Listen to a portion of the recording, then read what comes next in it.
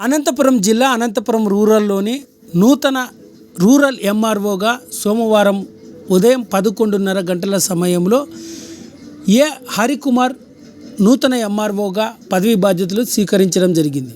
ఈ సందర్భంగా Anantapuram rural MRO హరికుమార్కు స్థానిక రెవెన్యూ సిబ్బంది పుష్పగుచ్చ అందజేసి స్వాగతం పలకడం జరిగింది. ఈ సందర్భంగా అనంతపురం రూరల్ ఎంఆర్ఓగా పదవి బాధ్యతలు స్వీకరించిన ఏ హరికుమార్ మీడియాతో మాట్లాడుతూ అనంతపురం రూరల్ ప్రజలకు రైతులకు నిత్యం అందుబాటులో ఉండి రైతు సమస్యలను ప్రజల సమస్యలకు పరిష్కరించేందుకు ప్రాధాన్యత ఇస్తానన్నారు.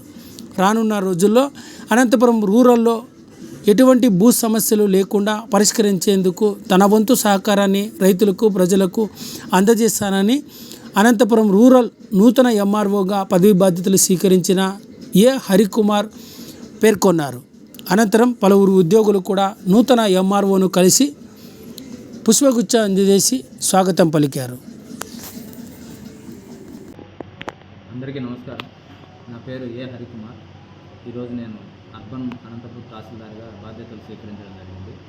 జిల్లా కలెక్టర్ గారి ఉత్తర్వుల మేరకు ఈ అర్బన్ కాన్స్టిట్యున్సీకి ఉన్నటువంటి తహసీల్దార్ బాధ్యతలను చక్కగా నిర్వర్తిస్తూ ప్రజలతోనూ ప్రజాప్రతినిధులతోనూ సమన్వయం చేసుకుంటూ ప్రజలకు ఎటువంటి ఇబ్బంది రాకుండా ఇక్కడ ముఖ్యంగా ఎందుకంటే అనేక మంది ఉద్యోగులు సివిలైజ్డ్ పీపుల్ అనంతపురం అర్బన్లో ఉన్నారు. వాళ్ళందరితో నా కింది స్థాయి సిబ్బందితో కూడా సమన్వయం చేసుకొని అందరితోనూ వినయంగా ఉంటూ ప్రభుత్వ నిబంధనలు ఏవైతే ఉన్నాయో వాటిని తూచా తప్పకుండా ఈ నియోజకవర్గంలో ఈ మండలంలో అమలు చేసి ప్రభుత్వానికి మంచి పేరు తీసుకురావడానికి కృషి చేస్తాను. అదేవిధంగా ప్రజాప్రతినిధుల నుంచి ప్రజల నుంచి పాత్రికేయుల నుంచి అందరి నుంచి కూడా సహకారం కోరుకుంటూ ఏవైనా సమస్యలు ఉంటే నా దృష్టికి తీసుకొని వస్తే మా చేతిలో ఉన్నంత వరకు పరిష్కారం చూపుతూ లేదా ఏదైనా క్లారిఫికేషన్ అవసరమైతే ఆర్డీఓ గారి దృష్టికి కలెక్టర్ గారి దృష్టికి తీసుకెళ్ళి అన్ని సకాలంలో పరిష్కరించడం జరుగుతుందని తెలియజేస్తున్నాను. Thank you.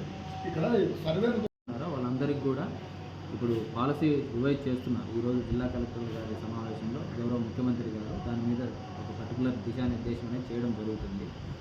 అక్రమంగా ఎవరు చేపట్టినా కూడా ఖచ్చితంగా వాళ్ళ మీద అనేది చర్యలు తీసుకోవడం జరుగుతుంది. ప్రొసీజర్ మీద ఏది స్పెసిఫైడ్ రోజుల్లో దానికి ఎంత రుసుందో అంత చేయాలి. ఏవైనా అవినీతి ఆరోపణలు వస్తే ఖచ్చితంగా దాన్ని పై అధికారుల దృష్టికి తీసుకెళ్ళి వాళ్ళ మీద చర్యలు చేపట్టడం జరుగుతుంది.